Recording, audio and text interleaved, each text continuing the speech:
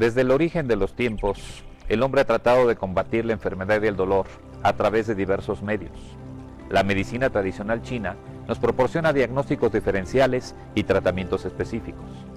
En este capítulo de la serie Vida y Salud, descubriremos cómo la auriculoterapia se han convertido en una de las herramientas primordiales para el manejo y control de una de las enfermedades que por hoy se ha convertido en un problema de salud pública debido a nuestra vida sedentaria y nuestro cambio de hábitos alimenticios, la diabetes mellitus.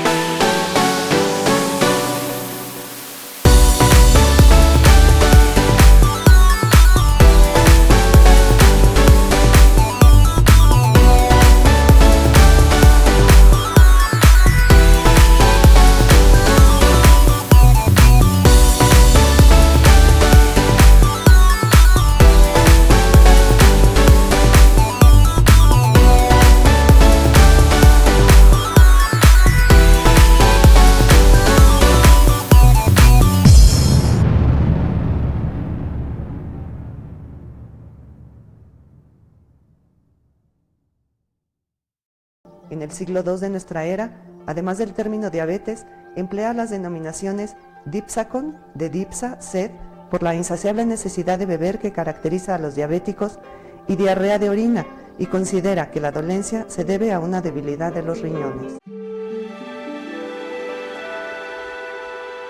La mayor parte de lo que comemos se convierte en glucosa, una forma de azúcar que funciona como fuente de energía para las células del cuerpo.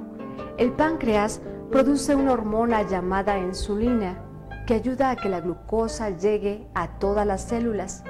En las personas con diabetes mellitus, el cuerpo no produce suficiente insulina. En otros casos, el cuerpo no puede usar su propia insulina adecuadamente. En cualquier caso, el resultado es que la glucosa se acumula en la sangre. Los síntomas más comunes de la diabetes mellitus son polidipsia, aumento anormal de la sed y que puede llevar al paciente a ingerir grandes cantidades de fluidos. Habitualmente no es agua. Poliuria, o mucha orina, que consiste en una emisión de un volumen de orina superior al esperado.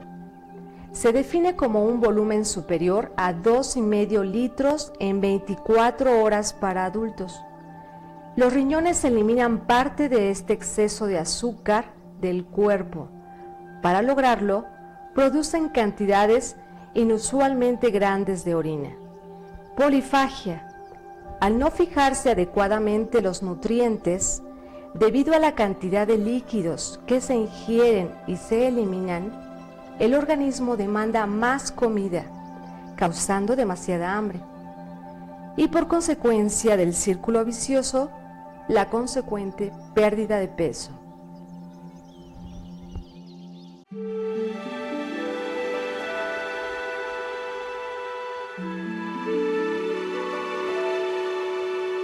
Cuando la concentración de azúcar en la sangre es baja, como se indica con la letra A mayúscula, el páncreas libera glucagón y observamos cómo es que estimula la degradación del glucógeno y la salida de glucosa del hígado. Cuando la concentración de azúcar en la sangre es elevada, en la letra B, el páncreas libera insulina, que retira la glucosa del torrente sanguíneo, incrementando su absorción por las células y promoviendo su conversión en glucógeno. En condiciones de estrés, ya en la letra C, la corticotropina, abreviada como ACTH, estimula a la corteza suprarrenal que produce cortisol y otras hormonas relacionadas, incrementándose la degradación de proteínas y su conversión en glucosa en el hígado. Al mismo tiempo, la estimulación de la médula suprarrenal por el sistema nervioso autónomo produce la liberación de adrenalina y noradrenalina, que también elevan la concentración de azúcar en la sangre. La hormona de crecimiento y la somatostatina también afectan los niveles de glucosa en sangre.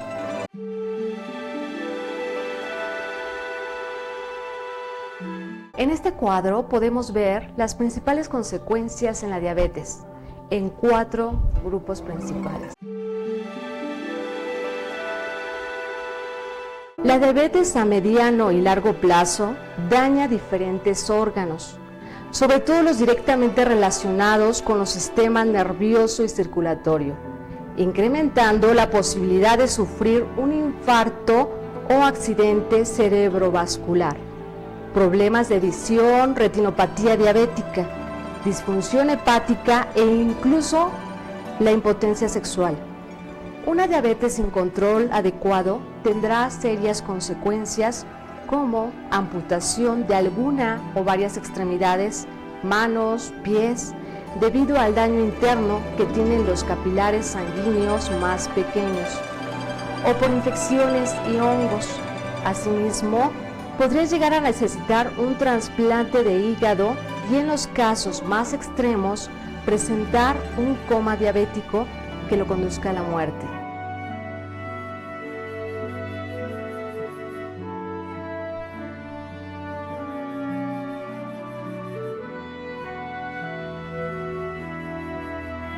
La oreja es la parte del oído visible desde el exterior.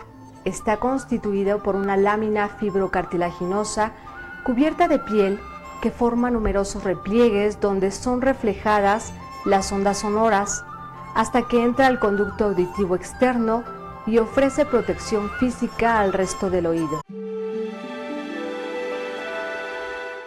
Anatómicamente está formada por las siguientes partes. Fosa escafoidea, una depresión estrecha formada por el hélix y el antihélix. Hélix, repliegue semicircular, prominente, que forma el borde superior del pabellón de la oreja.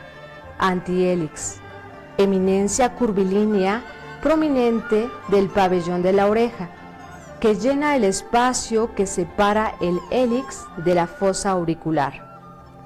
Antitrago, una pequeña prominencia opuesta al trago e inferior al antihélix. Orificio del conducto auditivo externo. La salida de la concha cava que está cubierta por el trago. Antihélix, rama superior, se bifurca por arriba en dos ramas, superior e inferior. Fosa triangular, la depresión que entre las dos cruces del antihélix, concha simba, porción superior de la concha de la oreja a la cruz del hélix. Concha, se divide en concha simba, porción superior, y concha cava, porción inferior. Trago, eminencia cartilaginosa, curva, prominente, delante del orificio del conducto auditivo externo. Incisura intertrago o escotadura. La depresión formada por el trago y el antitrago. Lóbulo de la oreja.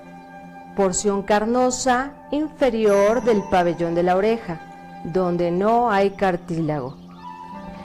La oreja está surcada por diferentes nervios, tanto craneales como espinales, lo que le permite presentar a manera de reflejo los diferentes órganos y sistemas del organismo.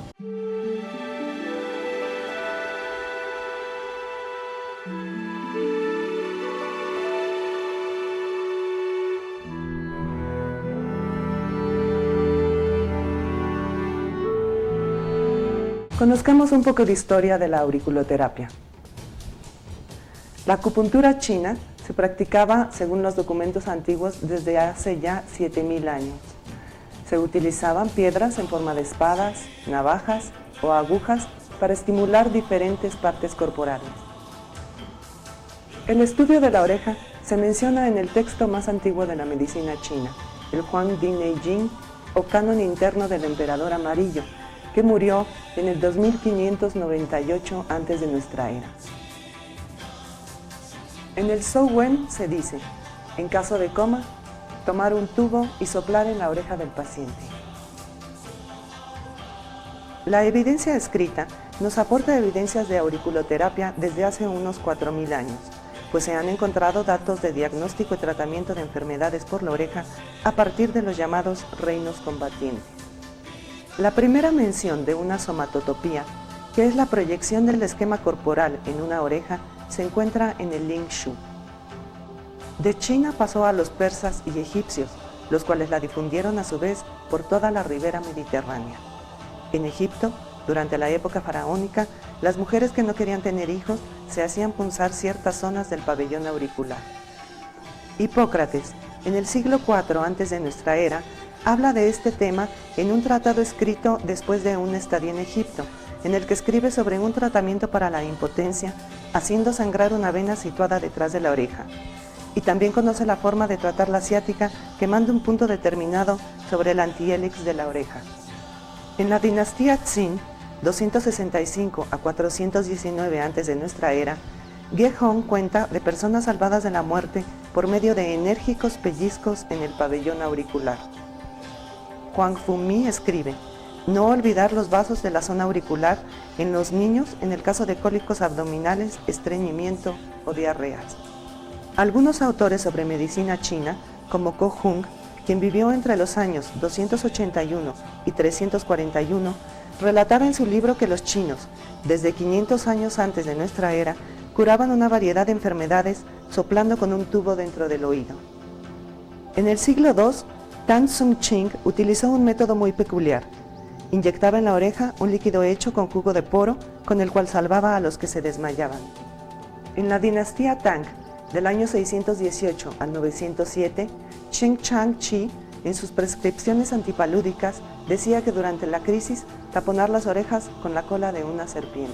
Sun Tzu Miao proponía cauterizar la zona del conducto auditivo externo para el tratamiento de la ictericia o bilis en la sangre. Durante la dinastía Tang, entre 581 y 662, Sun Tzu Miao trató enfermedades epidémicas con auriculoterapia.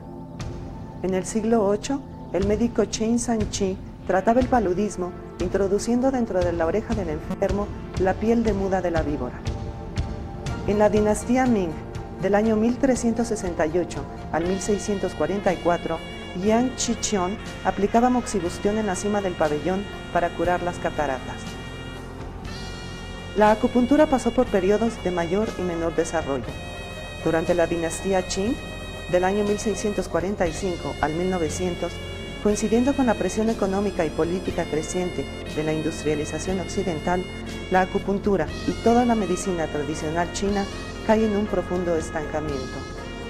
A finales de la dinastía Qing, la acupuntura fue excluida de la enseñanza oficial, abriéndose la facultad de medicina occidental y prohibiéndose teóricamente el ejercicio de la acupuntura. Pero la acupuntura se siguió practicando y difundiendo su enseñanza, debido, por un lado, a la escasez de médicos con formación occidental y, por otro, por estar muy arraigada en la población en las extensas zonas rurales, donde era la única a la que se podía acceder. En la Edad Media china fueron utilizadas distintas técnicas: punteras con piedras en la parte interna del hélix para curar las pústulas, incisiones retroarticulares dejando brotar la sangre para curar las bullas húmedas. El pellizcado enérgico del pabellón auricular se utilizaba para los temores y las convulsiones infantiles. Un violento tirón de orejas para tratar las cefaleas. No solo en China se utilizó la oreja como medio de tratamiento, ya que Hipócrates, después de su estancia en Egipto, hablaba de la curación de algunos trastornos de la eyaculación mediante la incisión de las venas situadas en el dorso del pabellón auditivo. En 1572 se editó un libro en China en el que se explicaban más extensamente las relaciones entre los qingmei y la oreja. Se reconocía que la oreja es el punto de reunión de los qingmei y también se hablaba de las relaciones entre la oreja y los órganos. Europa tuvo conocimiento de la acupuntura a mediados del siglo XVII, siendo los misioneros jesuitas quienes informaron de este método terapéutico en Occidente. En el siglo XVII, Lazare Rivière aconsejaba la aplicación de aceite detrás del conducto auditivo para tratar las odontalgias. En el siglo XVIII, Valsalva realizaba un estudio de las zonas auriculares para cauterizar en el tratamiento de las odontalgias. A partir de esta época, numerosos médicos consideraban que el conducto auditivo externo tenía una acción reflexológica con el cuerpo. Su estimulación podía curar o aliviar dolencias, siendo una zona refleja de todo el organismo. En Italia se curaba la ciática desde tiempo inmemorial, produciendo una quemadura en el pabellón de la oreja, punto que ahora ha sido clasificado como el punto de la ciática. En Chiapas, México, desde tiempos anteriores a la conquista, cuando una persona sufría un fuerte susto, lo primero que le hacían era jalarle fuertemente hacia abajo los lóbulos de las orejas para tranquilizar su cuerpo, mente y espíritu. Y si se trata de curar un dolor de oído, se le sopla aire caliente. Los campesinos chinos punzaban el lóbulo de la oreja o sacaban sangre rozando apenas la vena que corre por detrás del pabellón y lograban curar el dolor e irritación de los ojos. Asimismo, con trozos de porcelana, raspando el borde de la oreja, aliviaban el dolor de tórax y la diarrea, y como la gente de Chiapas, México, tirando del lóbulo curaban el dolor de cabeza. Algunos médicos afirmaban haber obtenido el cese de una crisis asmática mediante la aplicación de un chorro de cloruro de etilo en el conducto auditivo externo. De hecho, el doctor francés Paul Noguier fue el primero en desarrollar una verdadera auriculoterapia y crear una cartografía detallada del pabellón auricular en 1951. En 1966 presentó la auriculomedicina, técnica de diagnóstico que se basa en el diagnóstico de pulsos y en el examen del pabellón auricular. Pero fue en 1969 cuando realmente lo dio a conocer con la publicación de su libro Traité d'auriculothérapie, en el que por primera vez establece que en el pabellón auricular se encuentra la imagen de un feto en posición invertida. El desarrollo de la auriculoterapia sigue avanzando con la aportación de médicos y terapeutas de todo el mundo, que reportan innegables beneficios en el tratamiento de enfermedades.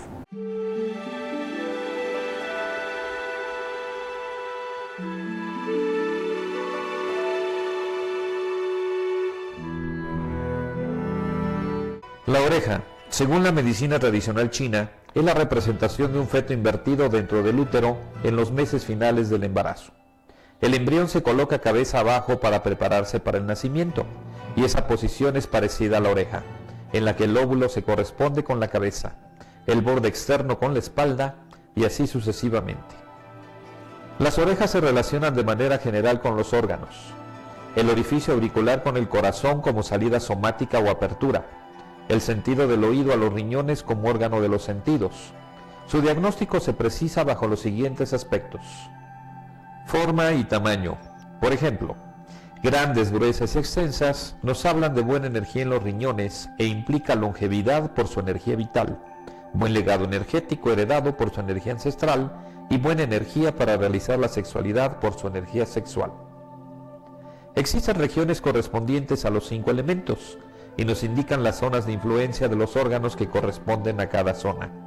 Los cambios distintos a esos colores de referencia muestran los desequilibrios de los órganos.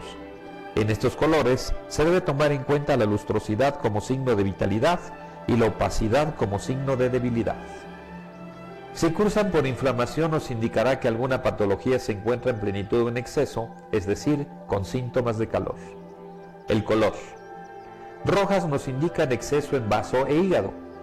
Blancas pálidas son indicio de frío y debilidad orgánica.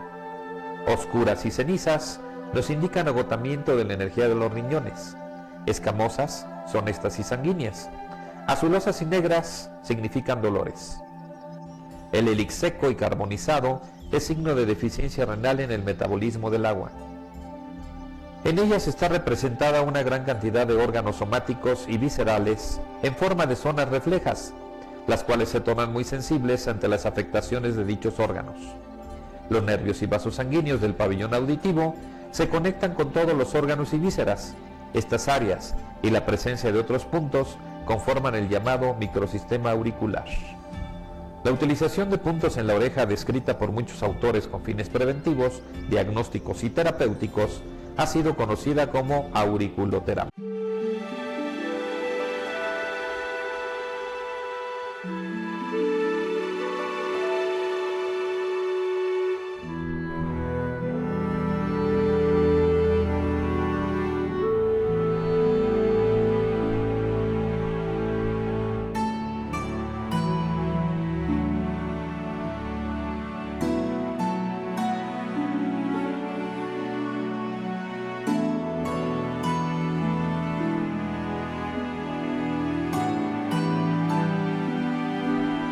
La diabetes es una enfermedad que hoy en día nos aqueja a una gran parte de la población en México.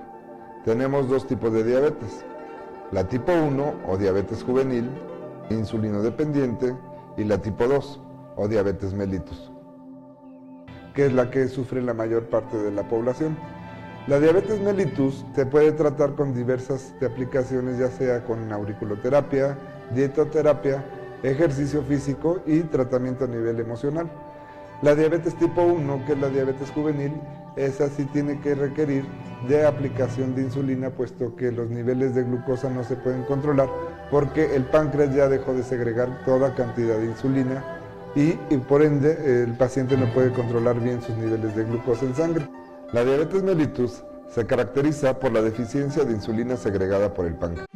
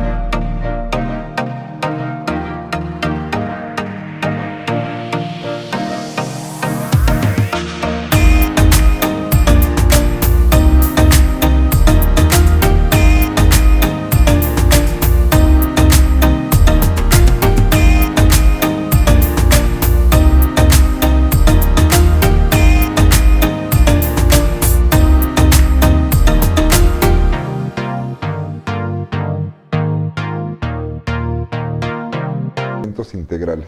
La diabetes es una enfermedad que va incapacitando si no se lleva una dieta conforme a lo que tiene que llevar el paciente, lo va minando cada día tras día con su salud, y el paciente tiene que aprender a que principalmente tiene que llevar un régimen alimenticio riguroso, cantidad de ejercicio diario y una buena cuestión a nivel emocional, que no esté estancado en emociones repetitivas, porque eso es lo que va a ocasionar que el paciente decaiga en su estado energético y por ende pues toda su energía a nivel orgánica descienda.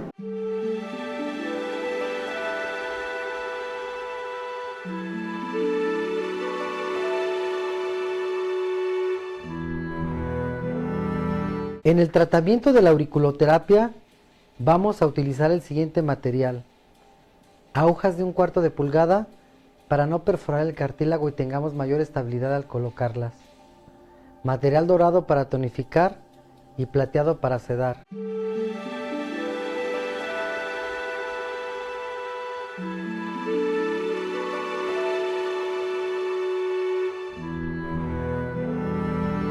Moxas de artemisa para calentar y tonificar los puntos.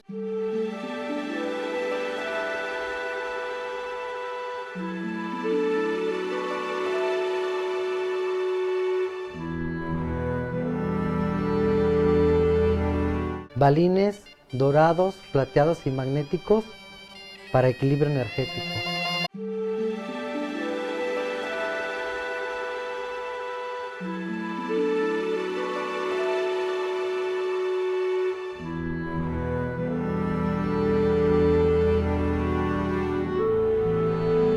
Las tachuelas nos dan mayor profundidad y, al igual que los balines, se pueden dejar en tratamiento intensivo por 7 días.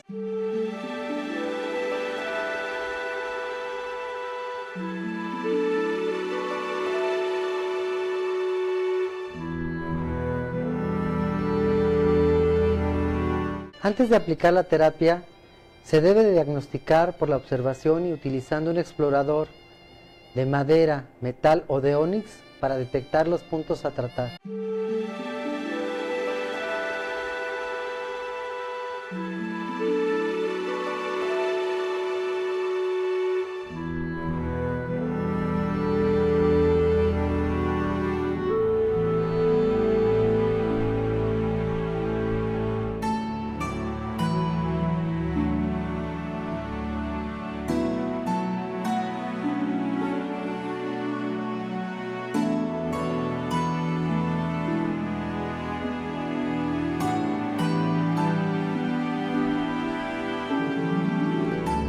El tratamiento que vamos a llevar con el paciente, después de una historia clínica, se hace la determinación de cuáles son los puntos a seguir en la oreja, dependiendo de las afectaciones que tiene cada paciente. Lo que nosotros utilizamos, en este caso vamos a utilizar balín de plata para equilibrar la energía, porque hay distintos desajustes, como en este caso está presentando retención de líquidos, un poco de sobrepeso y problemas digestivos. Los puntos a tratar van a ser los siguientes. Vamos a utilizar punto de Shenmen, que se localiza en la fosa triangular de la oreja. Vamos a utilizar punto de hambre, punto de sed, el ansiolítico, y vamos a tonificar el páncreas. Procedemos, se hace con unas pinzas, tomamos del balín, que son balines de plata, y vamos a utilizar lo siguiente. Ponemos en el punto de Shenmen y se tonifica hacia la derecha. ¿Hay dolor? Ok. Nos vamos con el punto de ansiolítico para estados de estrés alterados. Para la localización del punto de hambre, se le pide al paciente que abra su boca, puede abrir su mandíbula, cerrar, ok. Y lo localizamos en esta zona, afuera del antitrago. Y el punto de sed, ¿para qué el punto de sed? Para que el paciente tenga la necesidad de ingerir la cantidad de líquidos que requiere en su dieta normal. Pero como en este caso de retención de líquidos, nada más lo único que vamos a hacer es estimulación ligera en el punto de sed para que no empiece a retener más líquidos. Vamos a utilizar punto de vasopáncreas, que se encuentra dentro de lo que es la concha. Si hay dolor, me dice. ¿Dolió? ¿No? Y vamos a utilizar punto de hígado porque también está manejando estados de estrés y de enojo.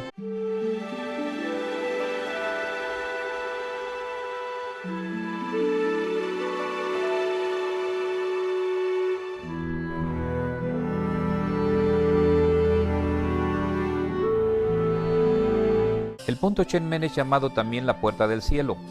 Se localiza próximo al ángulo que forma la fosa triangular y dentro de ella. Su principal efecto es el actuar sobre el subconsciente del individuo, pudiendo llegar incluso al estado hipnótico. La persona espiritual no es agresiva, sino tranquila y calmada. Este punto abre, en términos filosóficos, la puerta del espíritu, por lo que se destina a corregir o ayudar a otros puntos en el tratamiento de las afecciones nerviosas en general. Ansiolítico. Se localiza próximo al ángulo superior izquierdo sobre el punto del nervio olfativo. Se utiliza en síndromes nerviosos como puede ser el exceso de hambre, en el que el enfermo come a todas horas, incluso sin tener ganas. Este caso es muy frecuente en pacientes de una actividad nerviosa excesiva, plenitud de energía yang en la cabeza, pudiéndose reflejar también esta hiperactividad en los fumadores, que a medida de que su estado ansiolítico aumenta, mayor cantidad de tabaco consumen. Por lo tanto, se aplicará este punto en todos aquellos casos en los que se manifieste actividad nerviosa excesiva, uniendo a este el punto 0 o Shenmen. Punto del hígado. Lo localizamos dentro de la raíz del hélix, unido a la pared de la concha, debajo del antihélix, entre el vaso y la vesícula biliar. Se utilizan las diferentes afecciones del hígado como problemas sexuales de todo tipo, en la falta de capacidad visual, muy en particular en desequilibrios del metabolismo, pues el hígado rige la función anabolismo, catabolismo. Todas aquellas enfermedades en las que intervengan los músculos, como parálisis diversas, deben ser tratadas en el hígado, además de otros puntos que vayan de acuerdo con el tratamiento en cuestión. Se punturará en cualquier tipo de desequilibrios que se manifiesten a lo largo del recorrido del canal energético que le corresponde. Además, en reglas irregulares, trastornos genitales en general, sed excesiva, dolores del bajo vientre, diabetes, vértigos, cierto tipo de lumbalgias, vista corta, cefalias, congestión del costado del tronco al respirar, boca seca, pies fríos con dolor en la región lumbar, cualquier otra clase de epidemia, y se usa como vacuna. La palidez de la piel es síntoma de alteración del hígado. La falta de energía y fuerza, enfermedades de los miembros inferiores, mal humor, edema del vientre y algunos dolores cardíacos. Dentro de los trastornos internos encontramos la náusea y el vómito, cuando no se retiene la orina, cuando se orina y hay dolor o cuando hay indigestión. En los signos de plenitud, dolor y tensión en el pecho y en el abdomen, pene hinchado, calambres en las piernas y brazos, dolor en la espalda, agresividad, vómitos, diarrea, tos y disnea. Dentro de los síntomas de vacío, ojos sin vida, disminución de la capacidad de visión, zumbido de oídos, convulsiones y espasmos, picor en todo el cuerpo, las uñas secas como planas, la parálisis y las tristezas.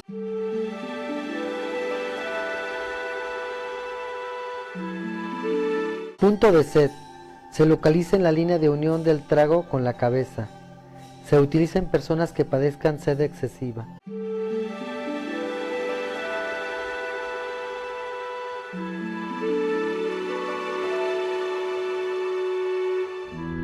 Punto del páncreas. Se localiza aproximadamente en el centro de la concha cava, debajo del antihélix. Se utiliza en los mismos casos que el vaso. Se añadirá siempre que éste se punture, ya que el recorrido energético de los dos es el mismo en cuanto a canales principales se refiere. Punto del hambre. Se localiza en la línea de unión del trago con la cabeza, entre cara interna de la nariz y parte externa de esta. Se utiliza en los casos de obesidad por exceso de apetito.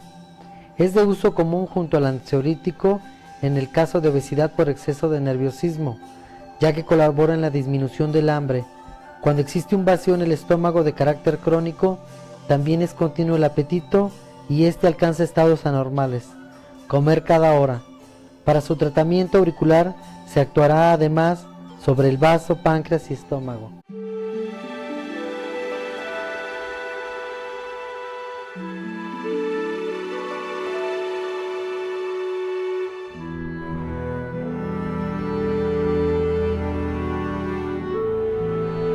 Punto de riñón. Se localiza en la línea con el estómago y debajo del comienzo de la raíz inferior del antihelix, en la concha cimba. Su modo de utilizarse es muy particular. Se recomienda su tonificación, si es posible con estimulación eléctrica, en todas las afecciones de desgaste de hueso o cartílago, como pudieran ser las afecciones artrósicas. El riñón es una de las dos fuentes energéticas del organismo. Por lo tanto, se tonificará en los casos en que el paciente muestre ese tipo de trastorno. Una de las cualidades más importantes del riñón es producir la energía calorífica del cuerpo. Por esta causa, cuando el enfermo siempre está frío, se moxará el punto preferido. Esto producirá sudor inmediatamente en el enfermo y a continuación las micciones serán frecuentes. Además, es probable que beba mucha agua después del tratamiento. Esto es debido a la micción constante y a que el riñón convierte el agua del organismo. El recorrido energético del canal principal del riñón nutre la energía calórica entre órganos a los órganos pulmón. Por ello se moxará este punto en los casos de asma de origen interno, o sea por falta de suministro calórico del riñón o pulmones, o también en una agresión de la energía perversa, de frío o humedad a este órgano, o más simplemente expuesto, un resfriado. La rama energética interna del riñón termina en el oído, por lo que en las afecciones de este órgano se punturará el riñón. La rama interna, además de los pulmones, también nutre al corazón y al vaso. Por ello es casi que en todos los estados depresivos se actúa sobre este punto. Además, se usará en las afecciones del propio riñón, afecciones cardíacas, dolores y alteraciones de diferentes partes del cuerpo como los huesos y las articulaciones. Hipófisis. Se localiza dentro de la concha cava, debajo del antitrago. La hipófisis, por ser la glándula que rige el comportamiento del sistema glandular en general, es recomendable punturarla en los desequilibrios manifestados en cualquiera de las demás glándulas, por ejemplo, en hiper e hipotiroidismo, diabetes, etc. Suele ser efectivo su uso en estados neuróticos. Se aconseja su uso en las secuelas de traumatismo craneal, meningitis, temblores y convulsiones, hemorragias. Punto del vaso. Se localiza debajo del antihelix en la concha cava, junto al hígado. Se utiliza en trastornos digestivos, en pacientes que manifiestan pensamientos y comportamientos de condición obsesiva. Las perturbaciones del vaso producen obsesión. Regula el glucógeno, activa la energía de la sangre. Los tratados tradicionales de medicina energética dicen que el vaso y el páncreas crean la carne. Por lo tanto, se comprobará a través del diagnóstico energético el estado de ellos, utilizándoles, si fuera oportuno, en casos determinados de obesidad. Se utiliza también en estados de hipo e hipertensión, trastornos con el hígado, pues es a quien dirige los músculos, alteraciones de la lengua, tales como grietas e hinchazón. Dentro de las alteraciones internas encontramos vómitos, flatulencia, dureza de la base de la lengua, no puede comer, depresión, insomnio, cuesta mover el primer dedo del pie, debilidad muscular, dolor en la cara interna de la rodilla. Dentro de sus síntomas de plenitud, abdomen doloroso, débil y grueso, estreñimiento, articulaciones dolorosas, suspiros, pesadillas y obsesión. Estómago. Se localiza en el centro de la raíz del hélix. Se utiliza en todas las enfermedades del propio órgano y del duodeno, tales como úlceras, depresiones cuya melancolía nace del estómago, acidez, alteraciones de los jugos gástricos, inapetencia, etc. Trastornos internos. La misión principal de este órgano es mantener el equilibrio sanguíneo. Cuando hay una perturbación en este canal, suele haber fiebre, por lo que a veces se llega al delirio, desviación de la boca, parálisis facial, rinorrea, epistaxis, vientre hinchado, garganta inflamada, rodillas inflamadas, gastralgia, edema, vómitos, manías. Síntomas de plenitud. Sensación de dolor en el pecho y abdomen, hambre constante, sed, lengua amarilla, orina amarillo, digestión demasiado rápida, calambres en el estómago, acidez, boca agrietada y erupciones en los labios.